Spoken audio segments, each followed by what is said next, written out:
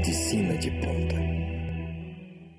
Olá, telespectador. Estamos aqui mais uma vez no programa Medicina de Ponta. Hoje eu tenho a honra de estar com a doutora Valéria Cardoso de Souza, ela que é médica, radiologista, e ela faz radiologia vascular e intervencionista. É uma área um pouco desconhecida ainda entre os leigos e mesmo até do público médico. Então nós vamos ver o que é exatamente essa radiologia intervencionista. Tudo bem, doutora Valéria? Tudo bem, Lafayette, como você está? Obrigado pela oportunidade de estar aqui participando do programa. É uma honra tê-la aqui conosco. Você que é médica radiologista lá do Hospital Oswaldo Cruz, eu queria que você começasse inicialmente explicando o que é a radiologia intervencionista. A radiologia intervencionista é uma especialidade. Inicialmente ela era utilizada só como diagnóstico. Você pega ano de 1960, a medicina diagnóstica por imagem, a gente só tinha mesmo a radiologia convencional, o raio-x. Não tinha ultrassom, não tinha tomografia, não tinha ressonância. E então se fazia muito diagnóstico através do estudo dos vasos, que é a angiografia que todo mundo conhece como cateterismo de coração. Porém, você pode fazer esse estudo do corpo inteiro.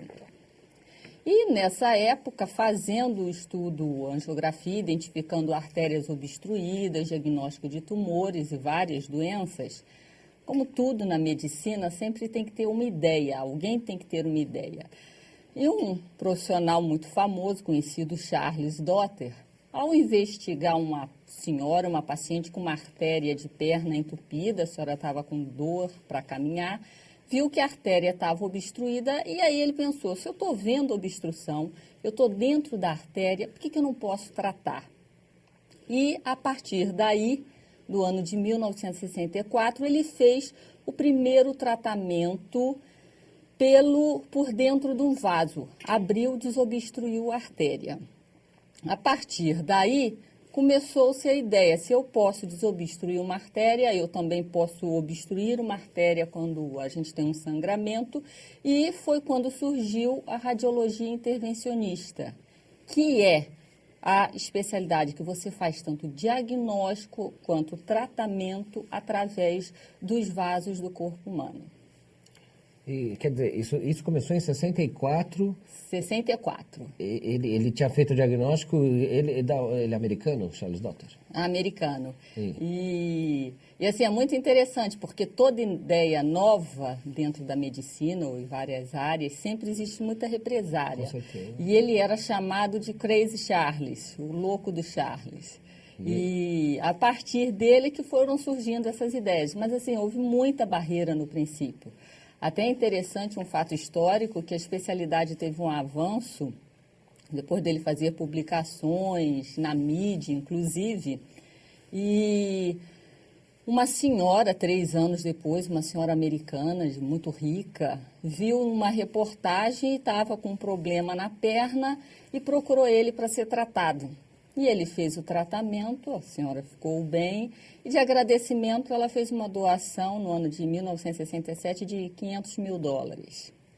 Com esse dinheiro, ele comprou equipamento novo, melhorou o equipamento, desenvolveu material, divulgou mais a especialidade e começou a formar profissionais. Quer dizer que o Crazy Charles estava sozinho, de 64 a 67? Tinha algumas pessoas no mundo, começou a difundir a ideia, mas era mais sozinho, muito recriminado, porque você bate muito, né, com a cirurgia. Né, a cirurgia a céu aberta, né? Então, chega a ter casos dele receber, e a gente vê fotos, que se fazia o pedido, por favor, faça o diagnóstico, tente não tratar a doença. Né? É verdade, tudo que é novo realmente tem um bloqueio muito grande na medicina. Mas, e hoje em dia, o que você consegue tratar pela radiologia intervencionista? Hoje em dia, de 67, 64 para cá, nós tivemos uma mudança muito grande, a medicina mudou, né? Então, se eu falar, não, a radiologia vascular intervencionista tem um papel interessante, importante no diagnóstico, hoje, como tinha 10 anos atrás, isso é mentira. porque hoje a gente tem tomografia, tem ultrassom Doppler, ressonância, que faz o diagnóstico de uma maneira menos agressiva, menos invasiva. Então, a radiologia vascular intervencionista ficou mais, à medida que ela deixou de ter um papel tão importante no diagnóstico, ela cresceu muito no tratamento. Perfeito. Tá?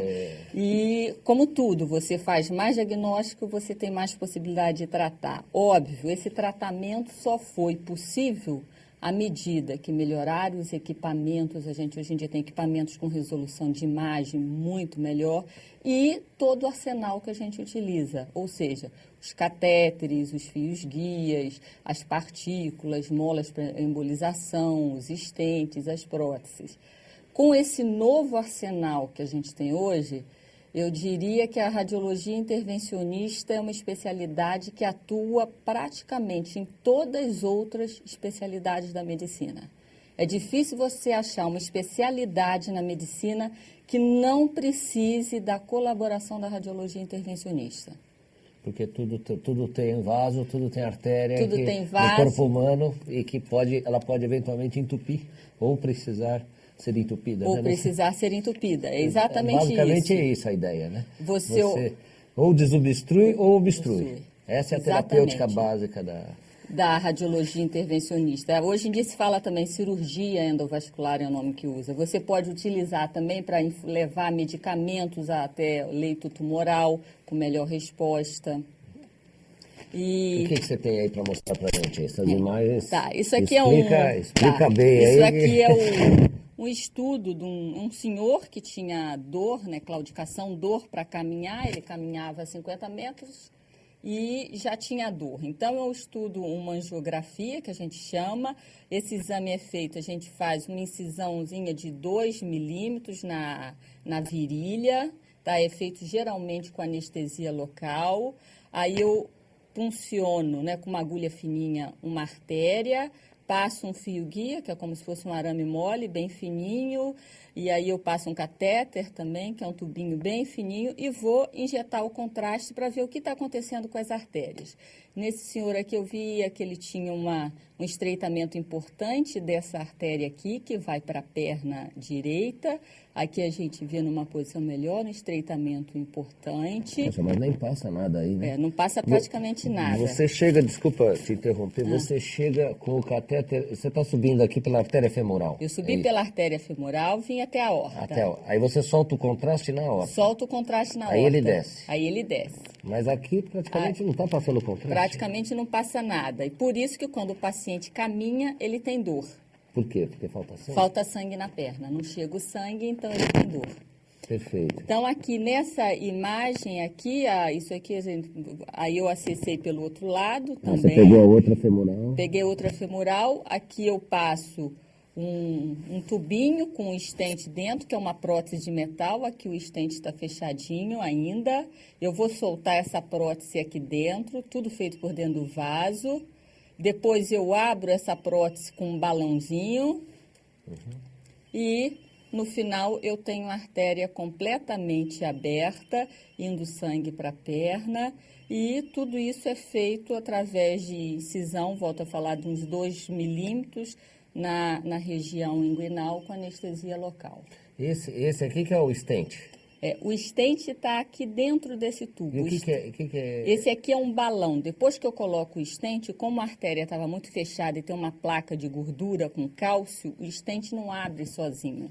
Então, eu preciso utilizar um balão para abrir, manter essa artéria aberta e poder correr o sangue. Mas depois esse balão é retirado. O balão é retirado. E o stent nada mais é do que uma mola, né? É uma malhinha de metal que a gente põe para manter a artéria aberta. E você mantém a artéria aberta, recupera o fluxo e o paciente tem uma recuperação excelente. Não é necessário UTI, isso é feito em sala de hemodinâmica, não é feito em centro cirúrgico.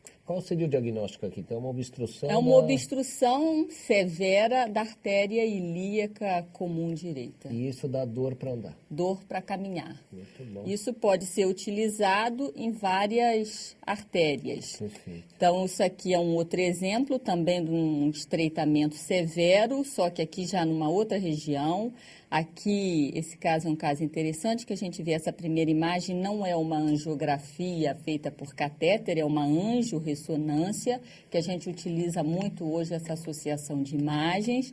É um exame não invasivo. Não invasivo. Olha que imagem. O que você tem aqui? O rim? Tá. É uma paciente que tem um rim único, que estava hipertensa severa e já perdendo a função renal. Tá? Então, ela fez o diagnóstico através da angiorressonância, que é um exame, volto a dizer, não invasivo, e veio para a radiologia intervencionista para fazer só o tratamento desse estreitamento na artéria renal. Onde está o estreitamento? Aqui, né? Bem na origem da artéria. Onde está preto aqui, que é o estreitamento. O estreitamento. Poxa, feito de uma forma não invasiva. Aí ela chega para fazer só o exame diagnóstico, aqui eu coloco o meu catéter, pode ver que esse catéter é muito fininho. Esse aqui. Ele entra pela femoral também. Ele entra pela femoral, eu passo aqui pelo estreitamento, coloquei aqui, ó, o meu stent, aqui estou abrindo com o balão, tá? Uhum.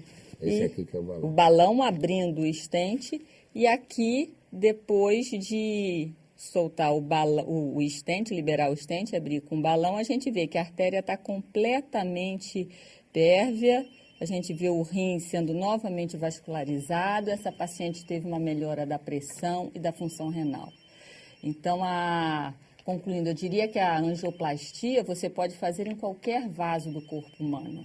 Quer Tá? dizer, essa paciente, a sintomatologia dela, então, é a hipertensão. Hipertensão severa de difícil causa renal. controle. Renovascular, que a gente chama. Então, a gente está mostrando alguns casos. Vamos para mais um caso aí, porque gostei dessas historinhas aí. Espero que vocês gostem também. O que temos aqui, doutora Valéria? Esse caso é um caso interessante para exemplificar qual a vantagem que a gente tem da radiologia intervencionista, o tratamento por catéter, sobre o tratamento cirúrgico. Uma grande vantagem, eu diria que é por ser um procedimento bem menos invasivo, menos agressivo para o paciente. O pós-operatório de um procedimento feito por catéter é, na grande maioria das vezes, muito mais simples, muito mais confortável para o paciente do que o pós-operatório de uma cirurgia. Esse caso é um caso de uma senhora que estava ictérica, amarela, com um prurido, uma coceira intensa, tá? Devido com infecção grave, devido a uma obstrução da via biliar por um tumor de pâncreas já inoperado. Isso aqui, para ser tratado cirurgicamente, seria uma cirurgia abdominal de grande porte, com um grande período de internação hospitalar, inclusive permanência UTI. Como que a gente trata isso? É uma punção feita pelo lado direito no fígado, a gente usa uma agulha fininha, eu vou entrar no fígado, vou identificar a via biliar, vejo aonde o canalzinho está completamente obstruído, aí eu vou passar por essa obstrução, de novo aqui a gente coloca uma prótese de metal, um stent, depois eu abro essa prótese, tá? Volto a dizer, tudo isso feito por uma incisão mínima na pele do lado do fígado, nem ponto leva. Aqui depois do meu stent aberto, a gente vê que a bile, que é esse conteúdo preto aqui ocupado pelo contraste, que estava toda armazenada, obstruída, é completamente liberada e desviada para o intestino e a paciente tem uma melhora imediata. Essa bile tinha subido para o fígado, é isso? Essa bile está armazenada aqui porque o canal está obstruído e ela não vai para o intestino, que seria o caminho normal dela. Então, com essa obstrução da bile, dá esse quadro que a gente chama de colangite obstrutiva, que o paciente tem infecção, fica amarelo. A agulha que você usa, quer dizer, você já pulsiona, seria uma coisa mais ou menos dessa espessura? Não, é uma agulha... Mais fina? Finíssima. Mais fina que a carga dessa caneta? Inicialmente eu uso uma agulha bem fina só para identificar o canal. Depois eu uso o meu sistema para eu passar essa prótese, esse stent, aí sim, aí é um sistema mais ou menos do calibre dessa carga de caneta. 2 milímetros. 2 milímetros. Tudo logo bem em cima do fígado. Pela pele. E onde isso é feito em centro cirúrgico? Não, isso é feito na sala que a gente chama sala de hemodinâmica. São equipamentos que eu dependo de... é tudo acompanhado por televisão, eu dependo de imagem assim, de alta resolução e de muito material. Tá? Uma coisa importante da radiologia intervencionista é que para a gente ter o sucesso de fazer isso, eu preciso de uma disponibilidade de material muito grande, fios guias, catéteres. Então, existem salas próprias para isso, que não são salas o paciente é cirúrgicas. sedado? Ele é sedado. Sedado, só fica dormindo, ele não toma anestesia geral, nada? Algumas vezes, alguns procedimentos você faz com anestesia geral ou não, depende do caso em questão, mas como o procedimento não envolve dor importante, então é uma anestesia mais superficial. Superficial, é muito, muito mais segura. Tá, e o paciente tem uma recuperação... Impressionante, você está falando em 2 dias, né? Sim. Uma paciente que tem um tumor de pâncreas inoperável, quer dizer, não tinha o que fazer, mas obstruiu a vesícula, ela começou a ter coceira, ficou amarela, você conseguiu desobstruir sem precisar cortar praticamente. Isso mesmo. O que mais você tem para nós?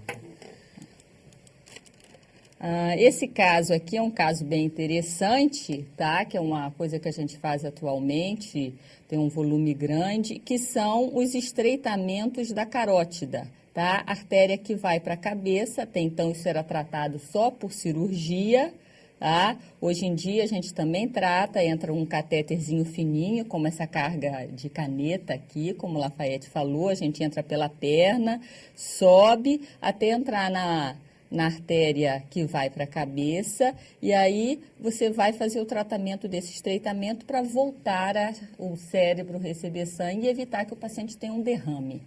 Tá? Qual que é a sintomatologia que uma pessoa que tem estreitamento da carótida tem? Ele pode, às vezes, ter uma perda parcial da visão, pode perder movimento em um braço, na perna, pode ter dificuldade para falar. Isso pode ser transitório, pode ser definitivo. Esse paciente ele vai te procurar ou ele é encaminhado? Ele é um neurologista que te encaminha? Como funciona? Esse paciente geralmente é encaminhado pelo neurologista, que é quem identifica esse quadro. Faz a suspeita do diagnóstico. Faz a suspeita. Você confirma... Tá. Esse paciente ele chega já depois de fazer um Doppler que confirma o diagnóstico e aí que sugere o diagnóstico e a gente confirma por catéter. E aí? Tá. Isso aqui é interessante porque isso aqui depende muito de um avanço tecnológico, porque quando você abre essa plaquinha que é uma placa de gordura, você pode soltar fragmento de gordura e ir para a cabeça. Esse que é o perigo, né? Então o que a gente faz? A gente passa, antes de tratar, a gente passa um filtro. Tá? Você passa um filtro que fica acima do estreitamento para evitar que a gente tenha plaquinha de gordura. Então, aqui a artéria que estava quase fechada, aqui depois do tratamento, ela aberta, e aqui é interessante ver isso, o arsenal que a gente usa. Então, isso aqui é o filtro. É um filtro que você coloca lá dentro, tudo por catéter, por uma incisão na perna, e ele acumula os pedacinhos de gordura para evitar que vá para o cérebro, tá? E a gente faz o procedimento seguro. Isso aqui é a prótese, o estente que é solto. Você está vendo? Ele é bem fininho, o sistema é bem fininho, à medida que você libera, que ele abre e fica com o calibre ideal. E os planos de saúde criam problema para fazer esse tipo de procedimento? Óbvio que o plano de saúde não gosta de pagar procedimento de alto custo. Porque são 12 mil reais de material aí, pelo menos, fora outras coisas. Mas hoje em dia os planos de saúde estão cobrindo, e certamente os planos de saúde, porque quando você fala em conta hospitalar, você vê conta total, né? A conta final. Não adianta a sua conta de um procedimento. Porque isso aqui não usa UTI, não corta, né? Então, é um procedimento que quando você faz o cálculo final, ele às vezes sai mais barato que a cirurgia e para o paciente é um procedimento bem menos 10 vezes melhor, invasivo. com certeza. O que mais você tem, então? Esse caso aqui é um caso bem interessante, um paciente jovem que entrou no hospital com uma dor de cabeça súbita importante e foi feito prontamente o diagnóstico. Ele tinha um aneurisma, que é um saquinho dentro de um vaso, uma dilatação anormal numa artéria da cabeça, aqui especificamente a artéria basilar, e a dor de cabeça dele foi porque esse aneurisma tinha rompido, sangrado. Então, isso aqui, a cirurgia de um aneurisma desse é uma neurocirurgia complexa, com alto risco, principalmente nessa região, que é a região da fossa posterior. Então, aí, ao invés da gente abrir o vaso, o que a gente vai querer fazer é entupir, obstruir esse saquinho que é o aneurisma. Então, tudo feito pela perna, tá? Eu vou passar um catéter que é fininho, muito fino, esse catéter tem aproximadamente 1 milímetro. Eu vou levar o catéter dentro desse saquinho e aí eu começo a liberar umas molas, que são espirais de platina. Eu vou liberando até ocupar toda a luz desse saquinho aneurismático, de modo que ele não encha mais. Então, aqui a gente vê a diferença. Isso aqui era antes de realizar o tratamento, que a gente vê o aneurisma enchendo. Aqui, depois de realizar o tratamento, que eu não vejo mais o aneurisma. Você joga um monte de bolinha, é mola de platina pura? Mola a de platina, platina. Ela ajuda a agregação plaquetária? A importância que é dessa mola, ela é ocupar toda a luz do aneurisma. Então, isso aqui a gente... você entope, porque o saquinho rompe um pedacinho do aneurisma. Então, você tem que entupir. Isso aqui corresponde a uma radiografia simples, tá? Esse pretinho aqui são as molinhas todas impactadas dentro do aneurisma. Perfeito. E você entra pela virilha? Pela virilha. Sempre pela virilha? Por que vocês não pegam de membro superior? Pode-se usar artéria de membro superior, tá? Hoje em dia até tem trabalhos puxando de punção de artéria radial, mas a artéria femoral é uma artéria fácil de comprimir, a artéria da virilha tem um calibre grande, é uma artéria muito segura de você trabalhar, ela dá muito pouco problema para o paciente. Tá. Então, mas você poderia? Poderia, se você não tiver acesso pela perna, você pode utilizar o braço, sem problema nenhum. Olha que interessante. Quer dizer, então uma das formas de você entupir é jogando as molinhas de platina. Você colocar as molinhas de platina. Sim. E excluir o aneurisma. Então, você trata um aneurisma cerebral por uma incisão pequenininha na pele. Você trouxe mais alguma coisa? Eu acho que aí basta de caso. Você quer fazer... Agora, então tem uma pergunta. Se você, no caso do aneurisma, você entupiu ele com um monte de molinha. E se você tem uma lesão... uma lesão da artéria que ela rasgou, ou qualquer coisa assim, vamos dizer, algum caso... Uma dissecção, uma dissecção de aorta, ou aorta? Mesmo... Você faz aorta também? Também. Um vaso grande assim? Também. Uma dissecção ou um aneurisma de aorta, você coloca, tá? Aí você coloca o stent, a prótese de metal, como eu mostrei nos outros casos, ou cair essa prótese, ela é recoberta por um material, para você excluir o local da ruptura da artéria. E eles são infláveis, então ele entra comprimido. Sim, ele entra comprimido, você solta ele e depois abre ele com os balões. Você pode tratar hoje em dia aneurisma de aorta torácica, de aorta abdominal, com a técnica endovascular. Entrando pela femoral? Entrando pela femoral. Quer dizer, qual o diâmetro da femoral e da aorta torácica?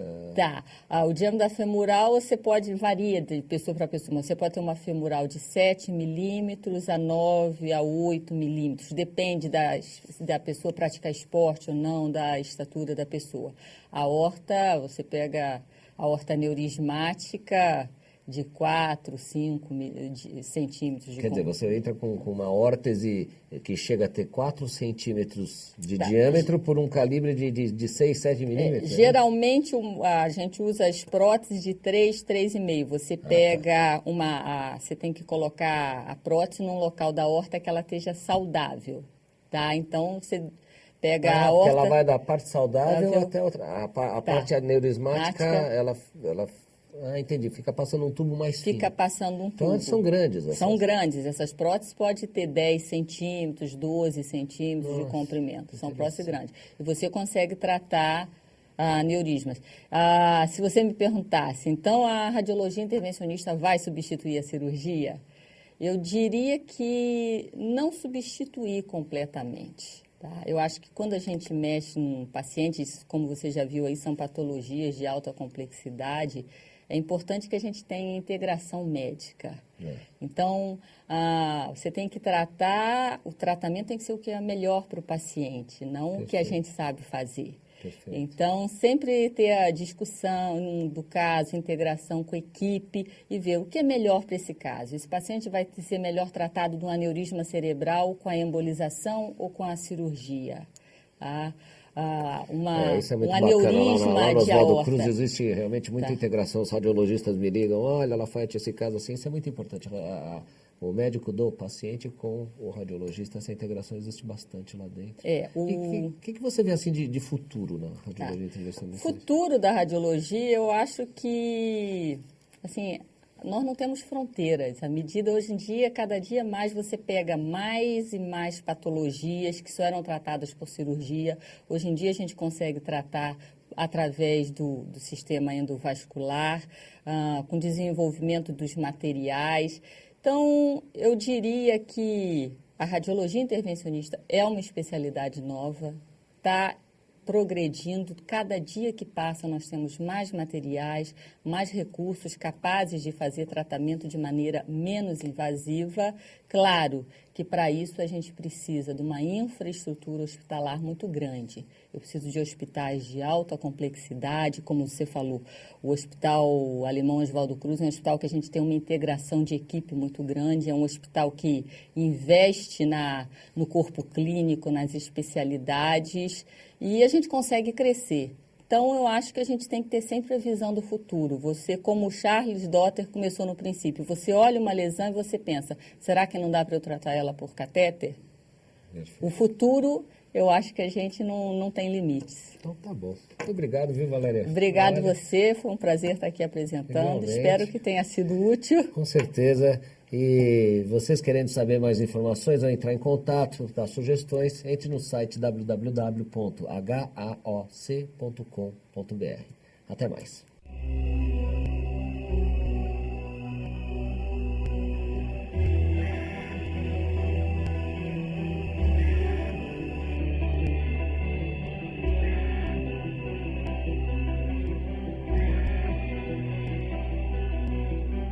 Medicina de Ponta.